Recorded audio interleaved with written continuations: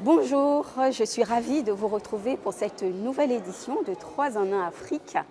J'ai pour invité exceptionnel le Premier ministre de la République du Congo, M. Anatole Koliné Makosso, nous a donné l'opportunité de répondre à nos questions.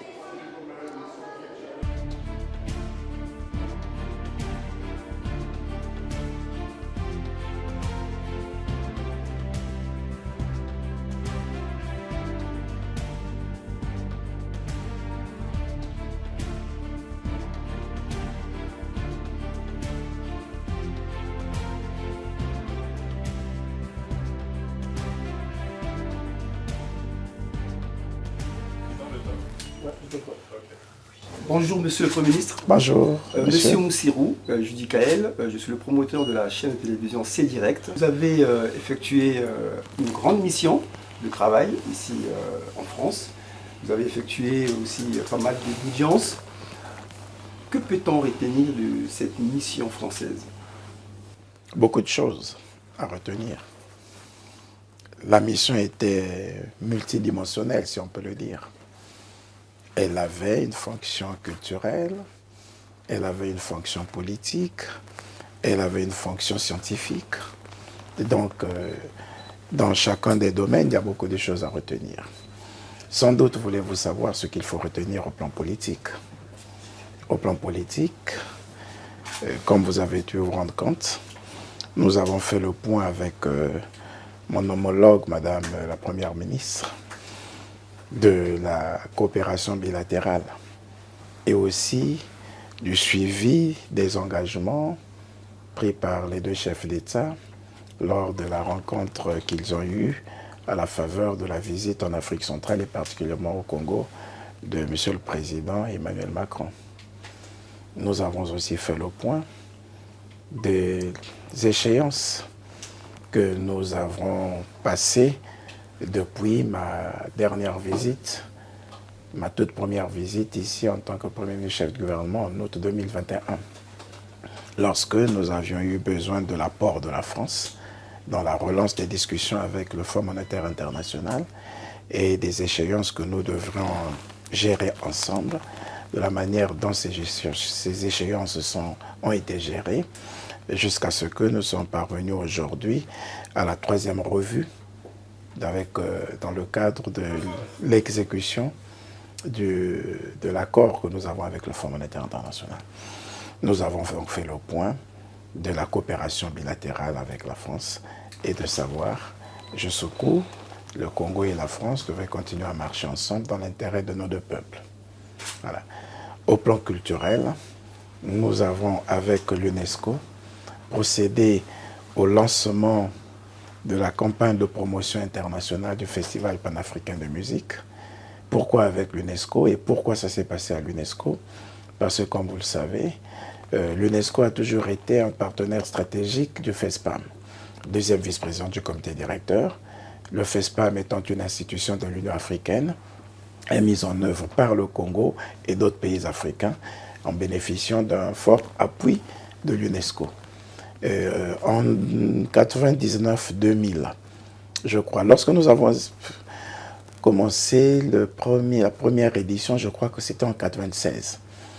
La deuxième édition n'avait pas pu avoir lieu en 98 parce que nous sortions de la guerre et la paix n'était pas encore totalement rétablie.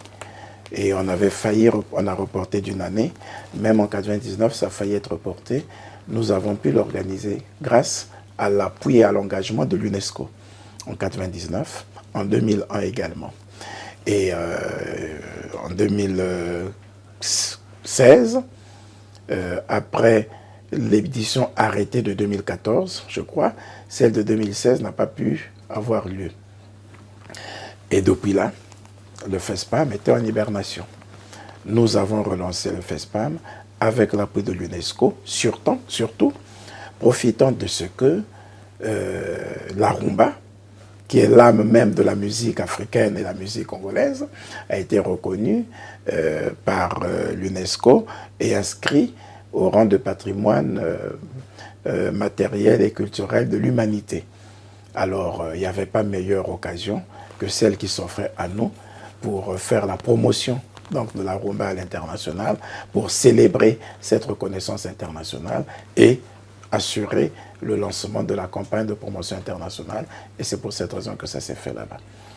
Après, l'un dans l'autre, il y avait, à titre peut-être personnel, cette participation au colloque du centenaire de l'Académie des sciences d'outre-mer, à laquelle j'ai été élu comme membre associé. Voilà un peu ce qu'on peut retenir comme leçon de ma mission. Une relance, monsieur le Premier ministre, sur le plan économique. Qu'est-ce que vous avez pu faire de votre visite ici en France?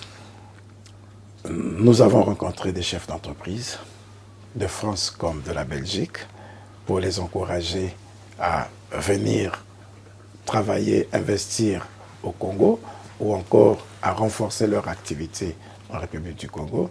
Mais nous avons aussi, avec Madame la Première ministre, fait le point de la manière dont la France devrait s'impliquer aux côtés de la République du Congo pour développer l'agriculture. Vous savez que l'agriculture, le développement de l'agriculture est un des piliers importants du projet de société du président de la République et du plan national de développement. Le président Macron avait suivi le plaidoyer du président Denis Sassou Nguesso s'agissant de son engagement à développer l'agriculture dans son pays et à lutter contre l'insécurité alimentaire, à gagner la bataille de la sécurité alimentaire. La France s'était engagée à accompagner le Congo en encourageant et en soutenant les opérateurs français, les hommes d'affaires français, en appuyant les efforts du Congo dans le cadre du développement de cette agriculture. Et nous avons également fait le point de cela et établi une feuille de route en mettant en place une équipe de travail qui va permettre à la France et au Congo de suivre cet engagement des chefs d'État.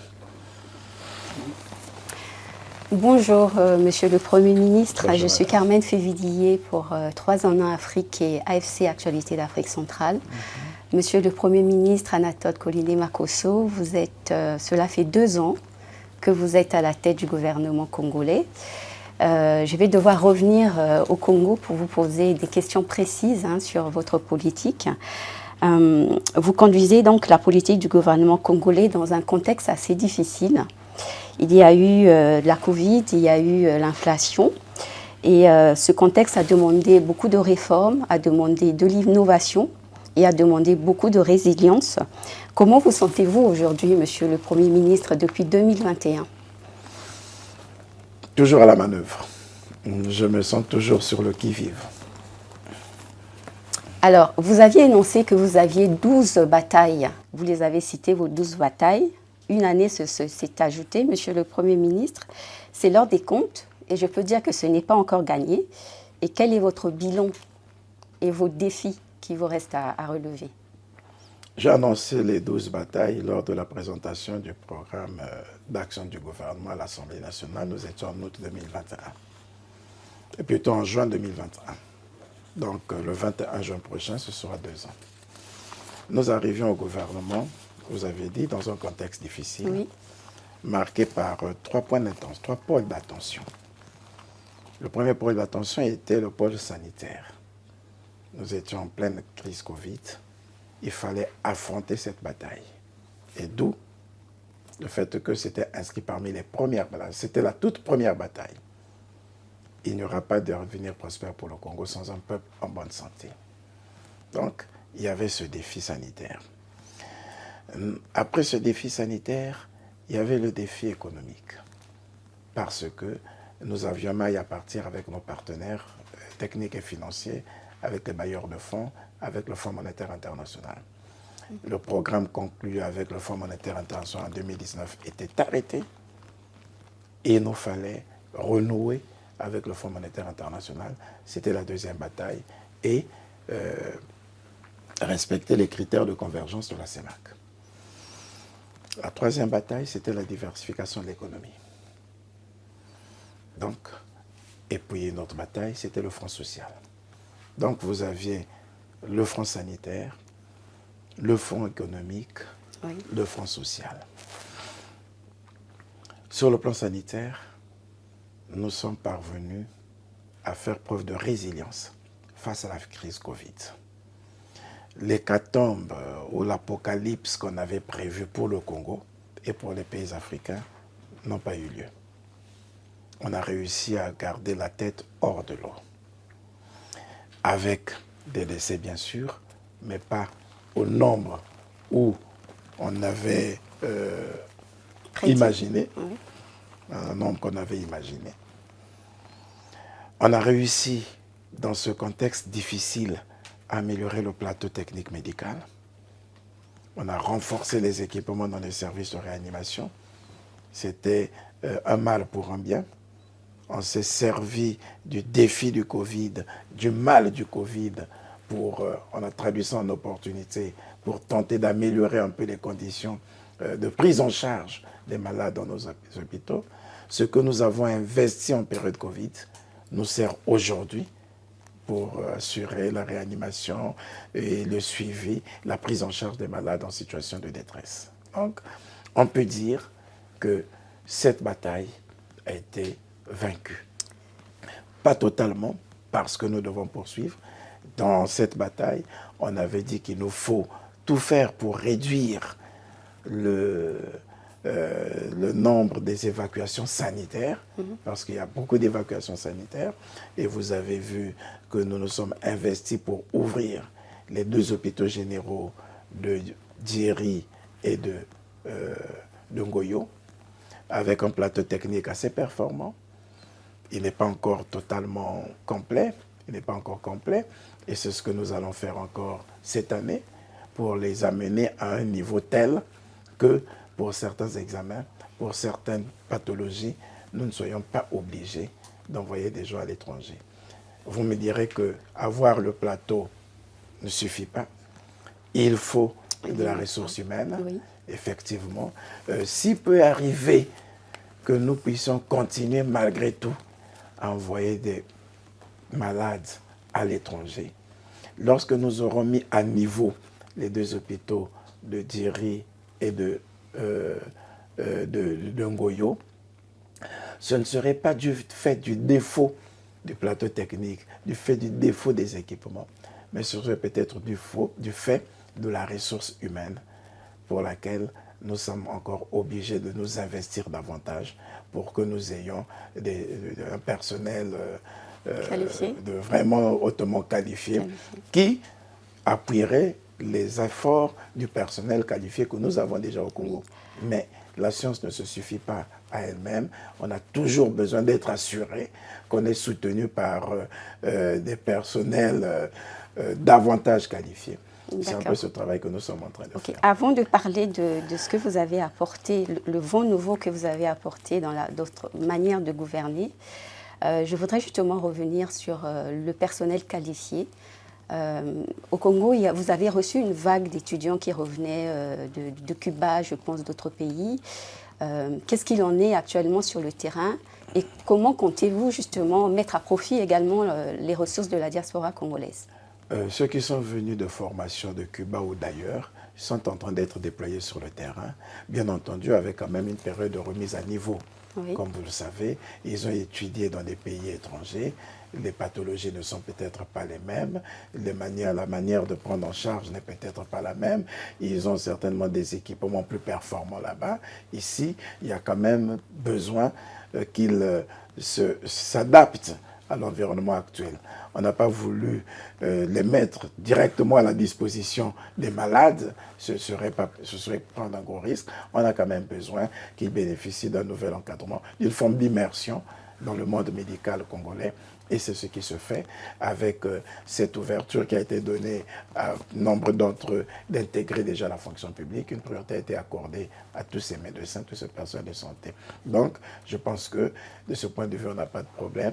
L'apport de la diaspora, il est toujours le bienvenu. Souvenons-nous que depuis les années, fin des années 2000, je crois, 2009-2010, le président de la République avait ouvert le pays aux professionnels de santé qui étaient en Europe. Il y en a qui sont venus et qui sont restés, d'autres ne sont pas restés, bon, peut-être parce qu'ils estimaient que les conditions de rémunération n'étaient pas celles-là. Ils sont revenus en Europe, ils sont repartis en Europe, mais le pays a besoin de toutes ces compétences. Voilà, il y a le patriotisme qui doit faire à ce que les professionnels, les spécialistes, parce qu'il nous manque beaucoup de spécialistes dans certaines pathologies, les médecins spécialisés dans certaines pathologies pourraient venir. Mais aujourd'hui, la technologie nous apprend aussi beaucoup de choses. Il y a la télémédecine, on est en train d'explorer toutes ces pistes pour voir comment rendre notre système de santé plus performant en nous servant aussi de l'expertise étrangère. D'accord. Avant de donner la parole à mon confrère, Monsieur le Premier ministre. Vous m'aviez parlé des différents fonds. Je n'ai défini que le fonds sanitaire. Le fonds sanitaire. Voilà, maintenant je passe au fonds économique et au fonds social. Allez-y, je vous en prie. Merci. Le fonds économique, comme vous le voyez, ce n'était pas facile. Nous arrivons dans un contexte où le taux d'endettement était de 107%. Oui. Plus personne ne nous faisait confiance. Ouais. Nous avons dit qu'on devait rétablir la confiance avec les bailleurs de fonds.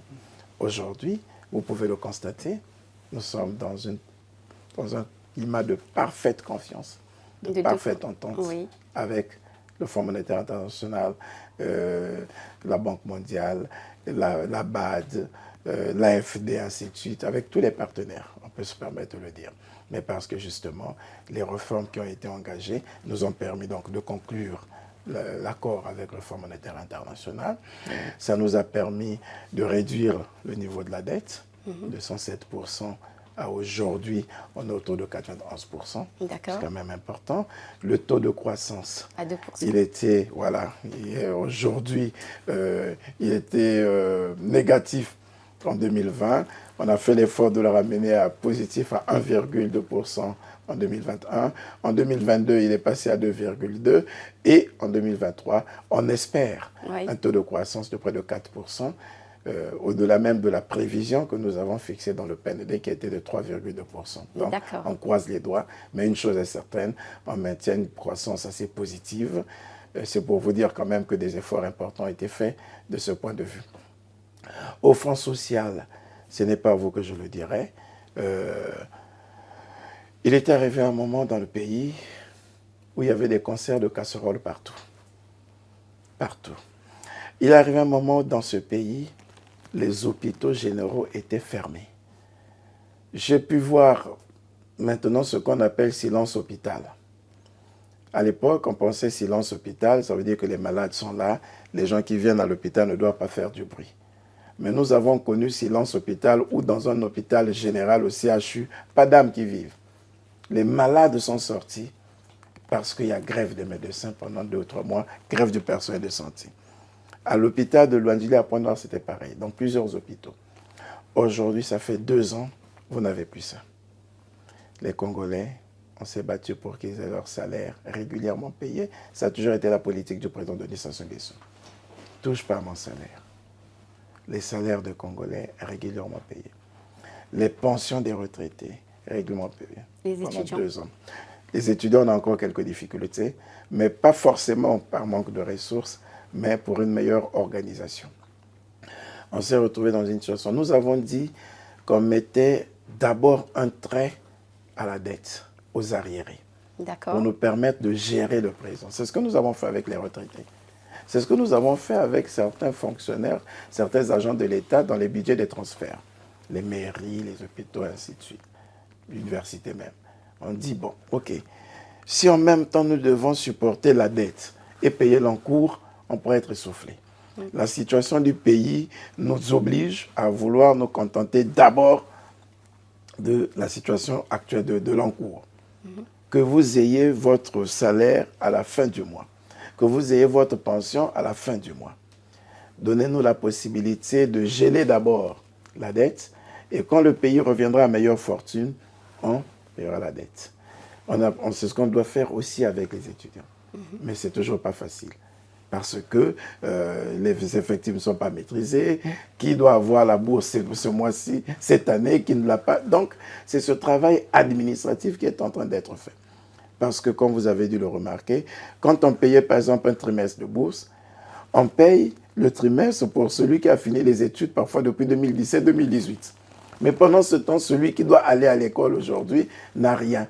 Il y a tout ça. Ça demande un grand travail administratif c'est ce qui se fait. Et c'est pour cette raison que, entre autres, au niveau des étudiants, nous avons des difficultés. Mais on espère pouvoir mettre au point tout ça et permettre aux étudiants d'avoir aussi régulièrement leur bourse. Donc, au plan social, vous pouvez le remarquer que la bataille est aussi en train d'être gagnée, je préfère le dire comme ça. Voilà. En si peu de temps, Monsieur le Premier ministre? 2 ans, c'est pas peu de temps. 2 ans, c'est quand même beaucoup. Les 12 batailles en une année, est-ce que c'était gagné déjà, Monsieur le Premier ministre? Qu'entend-on par gagner une bataille? En une année ou 2 années, on ne peut pas gagner toutes les batailles. On les affronte et on évalue par rapport à ce qui a été fait. Vous n'allez quand même pas me dire, quand je dis que, voilà, on va diversifier l'économie et qu'aussitôt, on va avoir toutes les entreprises partout. Vous n'allez pas me dire que quand on va dire que bon, on va construire les routes, ainsi de suite, et donc on va se retrouver avec un pays où toutes les voies sont bitumées, ainsi de suite. Non, donc on voit au fur et à mesure qu'est-ce qui est en train d'être fait. Nous avons affronté tout de go, les 12 batailles, et nous sommes en train de les mettre en chantier. J'avais parlé de l'industrie culturelle et créative. Oui. C'est une bataille. Oui. Est-ce que la relance du FESPAM ne vous fait pas compter un point, voilà, dans l'exécution de cette bataille? Il y a le service après-vente. Voilà, donc il faut, ça dépend, le service après-vente doit être assuré par vous. C'est vous qui devez communiquer. Voilà. Oui. Et puis, c'est un FESPAM qui est resté 7 ans en hibernation. Quand un gouvernement le relance aujourd'hui, vous pensez que c'est rien? Quand l'UNESCO offre ses jardins, son espace, pour promouvoir cela, vous imaginez ce que c'est? L'UNESCO, c'est quand même de 192 États. Oui. Donc, tout le monde sait qu'au Congo a lieu un festival panafricain de musique et la rumba congolaise, qui est l'âme de la musique africaine, est au centre. C'est présenté à près de 192 États du monde entier. Vous imaginez ce que c'est pour un pays? Voilà. Comment on fait pour rétablir la confiance dans un pays? Comment on fait pour vendre la destination d'un pays, la destination Congo? C'est cela. C'était un très bel événement, Monsieur le Premier ministre. Voilà. Et on va dire que les batailles ne sont pas gagnées? En cours. Parce que j'entends souvent les journalistes, il avait parlé de 12 batailles, on ne sait même pas. Aucune bataille n'est gagnée, il n'y a rien, c'est zéro. Je ne sais pas quelles sont les grilles. Quelle est la grille d'évaluation? Bon, je ne vais pas demander à tout le monde d'être instituteur comme moi. Moi, je sais que quand je donne les opérations aux enfants au tableau, je sais quelle est l'opération qui est juste, quelle opération. Je peux au moins lui dire, il a sur 5 opérations, il en a trouvé 3, il a faussé 2. Mais quand j'écoute les journalistes, sur les 12 batailles, aucune n'est gagnée. Bon. C'est comme si quand on donne une rédaction à un enfant, une dissertation, on dit nul, 0. Il n'y a même pas une phrase qui vous a fait. Voilà. Donc, Monsieur le Premier ministre, toujours dans la même logique, on voit que vous êtes en train de faire des gros efforts. Le Congo est en train de faire des gros efforts pour sortir de l'impasse, entre guillemets, on peut dire ça comme ça. Moi je reviens en France, vous étiez en France. Vous avez rencontré à Matignon hier, je pense, Madame Elisabeth Borne. Qu'est-ce que vous avez dit avec Madame Elisabeth Borne? Quels ont été vos échanges, avec Madame Bon. Je l'ai dit, d'abord, il nous fallait assurer le service après-vente, donc faire le suivi de ce que les chefs d'État s'étaient dit. Les chefs d'État avaient abordé la question liée à la mémoire, la culture mémorielle. C'est important. J'ai écouté des gens faire le commentaire du discours du président Macron. Je ne sais pas s'ils avaient vraiment écouté le président Macron. Je m'en tiens simplement à ce qu'il avait dit, non pas au Palais du Peuple, mais à la case de Gaulle. Relisez ce discours. Retrouvez-le Parce que nous avons des compatriotes qui laissent l'essentiel pour s'attarder sur l'accessoire. Le président Macron, s'adressant à ses compatriotes, restitue le rôle capital joué par Brazzaville pour la liberté de la France, pour l'indépendance de la France, pour l'avenir de la France, pour ce qu'est devenue la France aujourd'hui. Le président Macron démontre à ses compatriotes qu'il n'y aurait pas la France s'il n'y avait pas Brazzaville, s'il n'y avait pas De Gaulle à Brazzaville, s'il n'y avait pas Eboué à Brazzaville, et que nous devons tout faire pour restituer cette mémoire, pour rendre à Brazzaville le rôle stratégique qui a été le sien. Vous imaginez? Et vous pensez qu'un tel discours doit rester comme ça, enterré, bon, on a dit, c'est fini. J'étais surpris, et heureux d'ailleurs, de voir Madame la Première ministre revenir sur ça et mettre ça dans la feuille de route qui doit guider notre action aujourd'hui. Le président français avait dit qu'il fallait réhabiliter le centre de formation et de recherche d'art dramatique, le CEFRAD, qui était le lieu où s'est tenue la conférence de Brazzaville. J'étais surpris et heureux de voir Madame la Première ministre, avec son gouvernement, mettre ça au cœur des actions que nous devons mener à la suite du voyage du président. Peut-être que ça ne nous dit rien, mais quand des États s'engagent à restaurer la mémoire, vous ne pouvez pas imaginer ce que ça représente comme enjeu géopolitique dans les relations entre les États. Ça ne dit rien parce que nous sommes habitués, je ne sais à quoi. Peut-être qu'on s'attendait à bon, la France a donné tant de millions d'euros au Congo. Non. Vous voyez, il y a beaucoup de conflits qu'il y a dans le monde où les gens revendiquent juste qu'on reconnaisse un acte historique. Oui. Mais écoutez le président français le dire en ces termes à ses compatriotes, c'était quelque chose de fort. Et voir un gouvernement français mettre ça sur la feuille de route des actions que nous devons entreprendre pour que demain, nous puissions restaurer la mémoire et réhabiliter le CEFRAD, lieu où a eu lieu la conférence de Brazzaville. Pour que demain, on reconnaisse désormais le rôle joué par Félix Eboué, compagnon de De Gaulle, dont plus personne ne parle à travers le monde, et qu'on le connaisse, et qui a sa place où? À Brazzaville. Un peuple sans mémoire est un peuple sans âme. Et les deux pays ont pris l'option, au travers des deux chefs d'État, de restaurer cette mémoire. C'est important. Écoutez le président, le gouvernement français, revenir sur le soutien qu'il doit apporter au Congo, reconnu, peut-être pas pionnier, mais dans le rôle, dans la préservation des forêts, l'écosystème forestier, dans la préservation de la biodiversité, a été reconnu.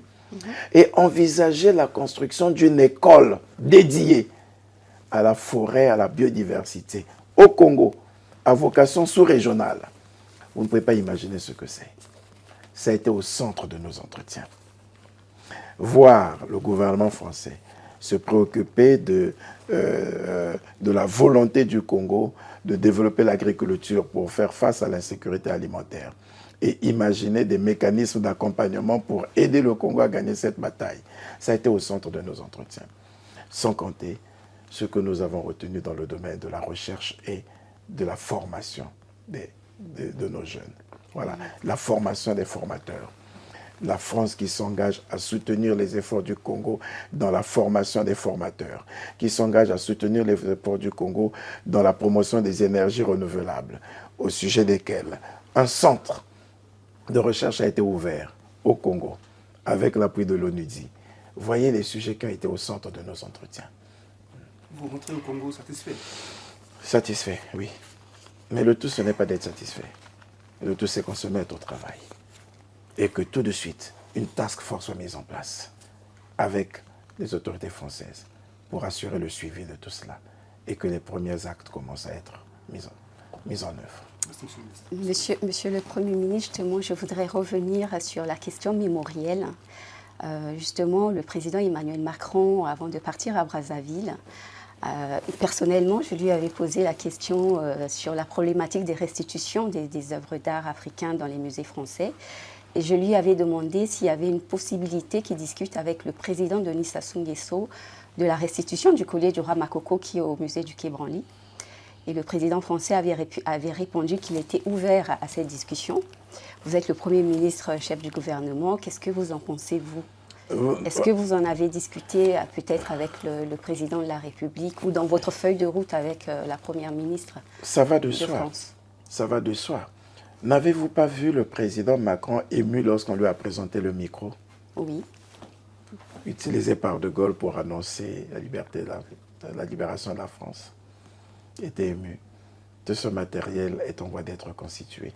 Ce n'est pas pour rien qu'en Pila, il y a un grand musée qui a été construit et qui va ouvrir les portes d'ici là. C'est le musée de la reconstitution de la mémoire. Et vous aurez toutes ces œuvres d'art.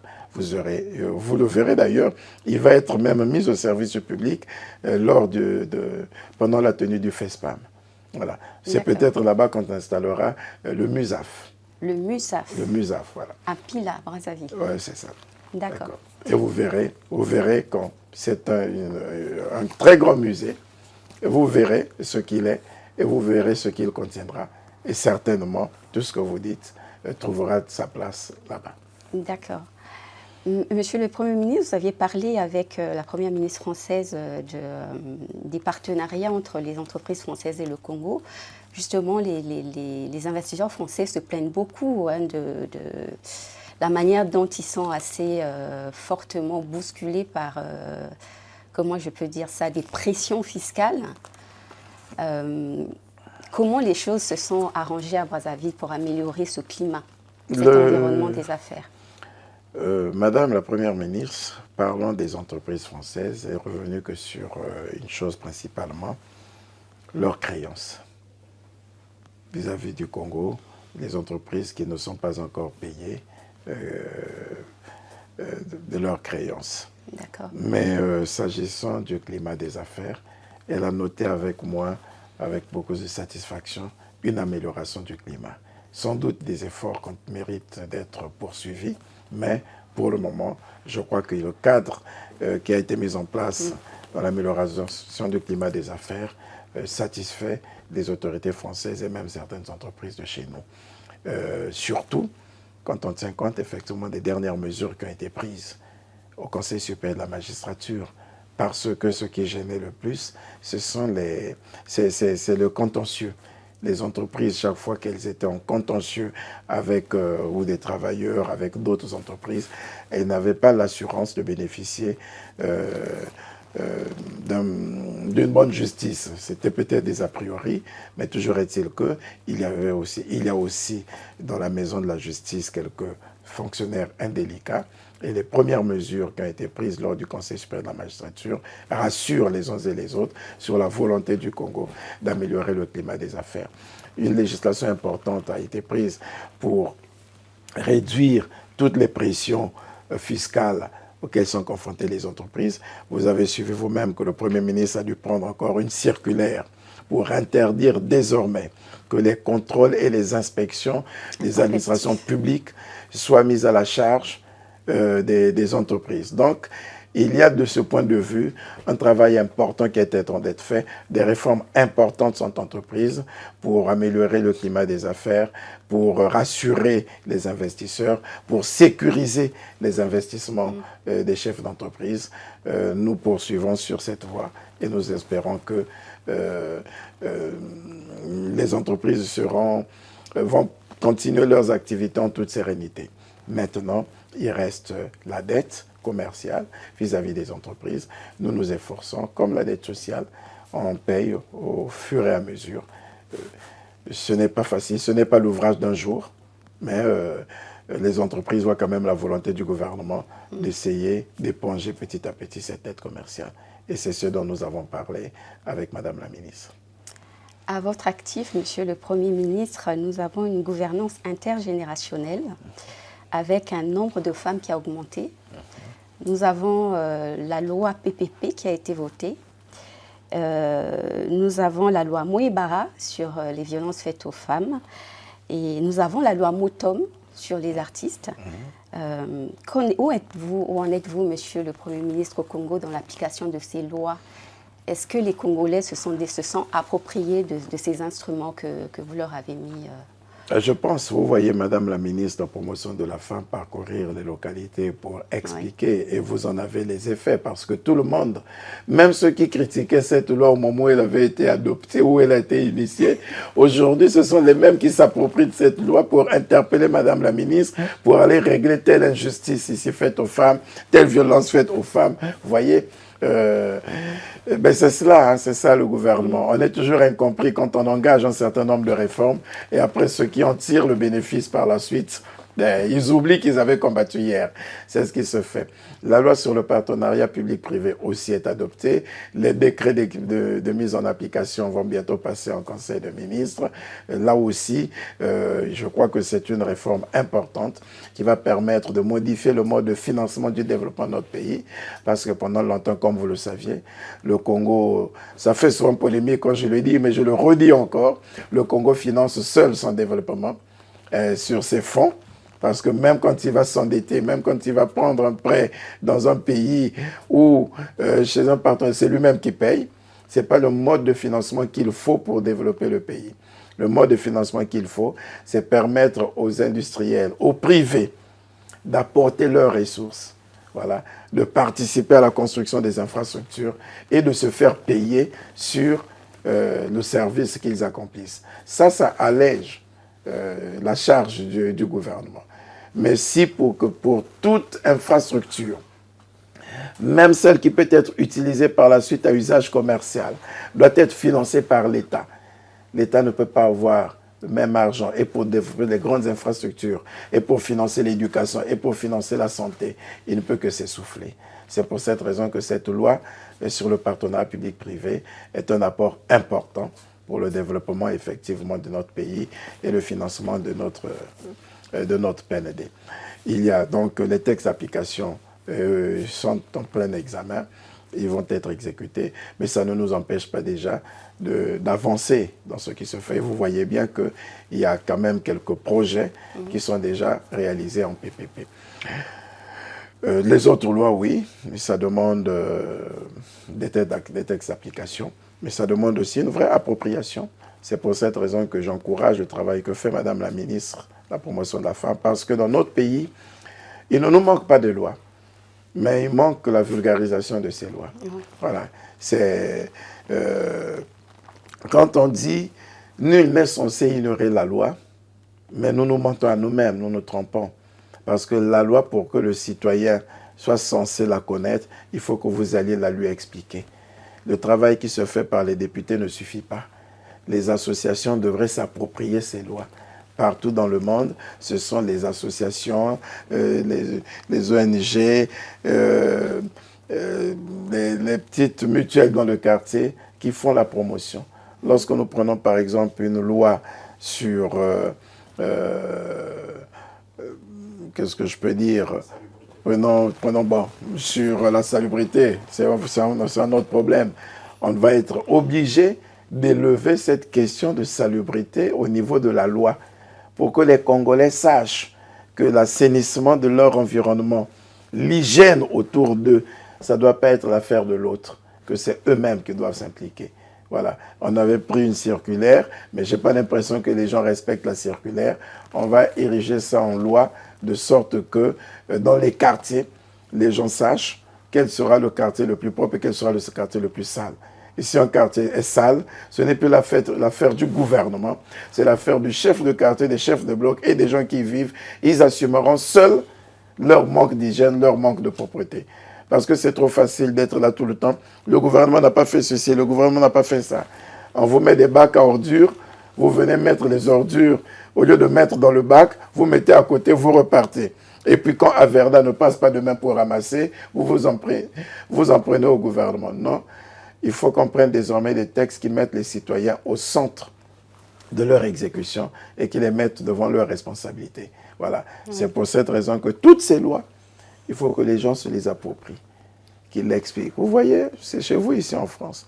Quand une loi est votée, ce sont des associations qui prennent des extraits, qui mettent ça sous forme de prospectus et qui distribuent, qui expliquent aux bénéficiaires de cette loi que voici vos droits.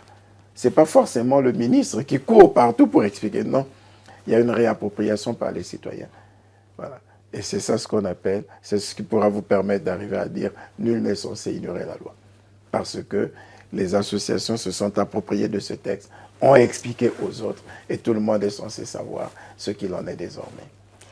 Monsieur le Premier ministre, la classe moyenne au Congo-Brazzaville, est-ce qu'on pourrait espérer, avec le taux de croissance annoncé de 2%, qu'il y ait une nouvelle émergence de cette classe moyenne?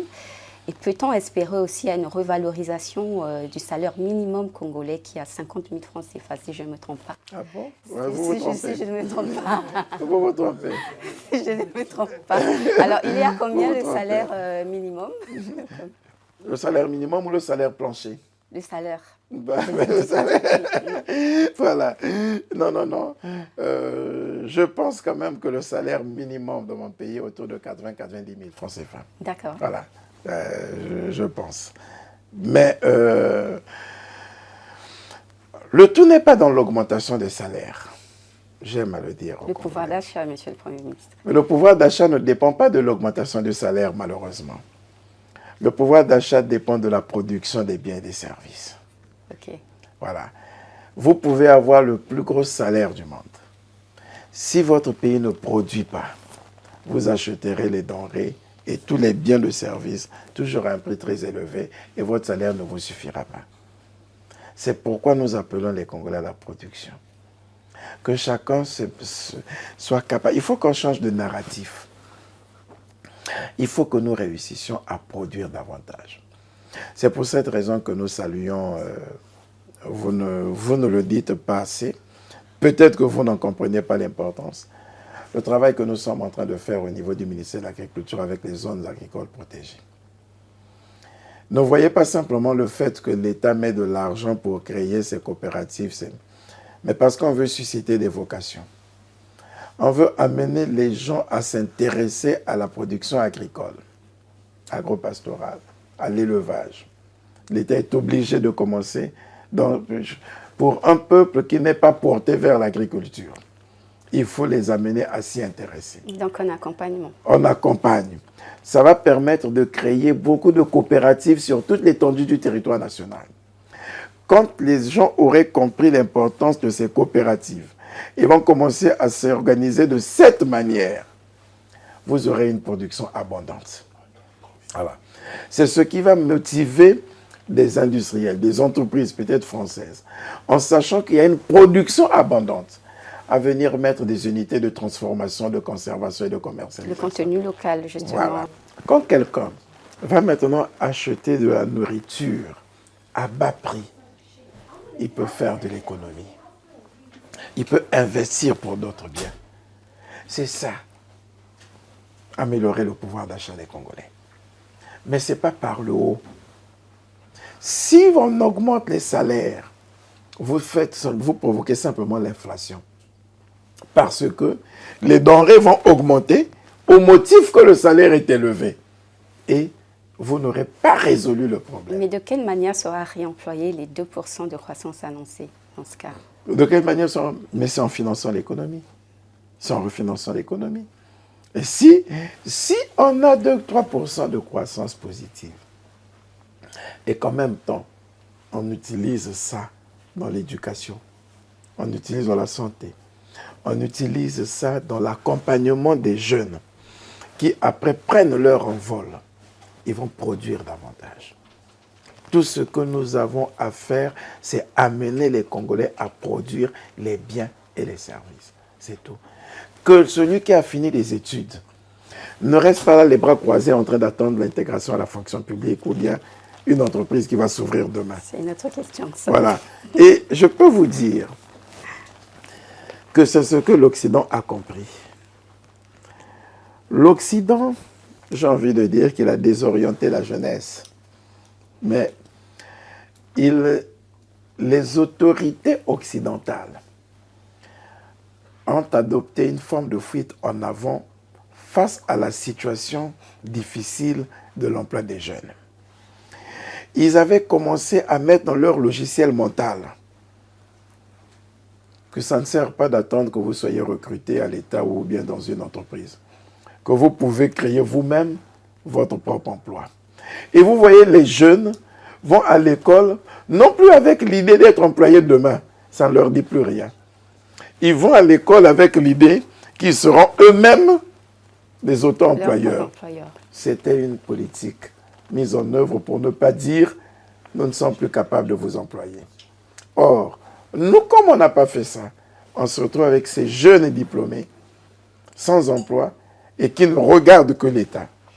Il nous faut changer de narratif, il faut changer de paradigme, amener les jeunes à comprendre que finalement, il faut faire la différence entre la quête du savoir, par la formation à l'école, et la quête de l'emploi, qui doit être un engagement personnel.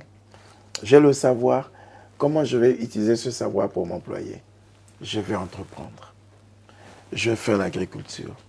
Je vais faire le commerce. Je vais faire l'artisanat. Je vais faire le numérique. Voilà. On a laissé les jeunes devant leurs propres responsabilités. Et ça marche bien en Occident. Ça ne marche pas encore chez nous. Merci, Monsieur le Premier ministre. Merci, Monsieur le Premier ministre. C'est moi qui nous vous avoir remercie. reçus. C'est moi qui vous remercie. Très bien.